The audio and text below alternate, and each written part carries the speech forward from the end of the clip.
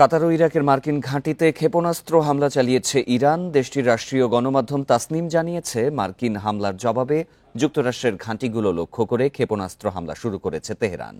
মার্কিন কর্মকর্তার বরাতে অ্যাক্সিওস জানিয়েছে, কাতারের মার্কিন ঘাঁটিতে 6টি ক্ষেপণাস্ত্র ছোঁড়া হয়েছে। শোনা গেছে বিস্ফোরণের শব্দ। এর আগে এক শীর্ষ কর্মকর্তা বিবিসিকে জানায়, কাতারে আল উদেইদ বিমান ঘাঁটির সম্ভাব্য হুমকি সম্পর্কে অবগত হোয়াইট হাউস ও মার্কিন প্রতিরক্ষা বিভাগ এবং তা নিবিড়ভাবে পর্যবেক্ষণ করা হচ্ছে। এর আগে কাতারে অবস্থানরত মার্কিন নাগরিকদের নিরাপদ আশ্রয়ে থাকতে সতর্কবার্তা দেয় দোহার মার্কিন দূতাবাস।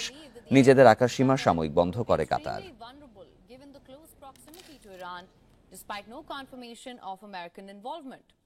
U.S. forces in the Middle East have mobilized since Israel's first strikes on Iran last week.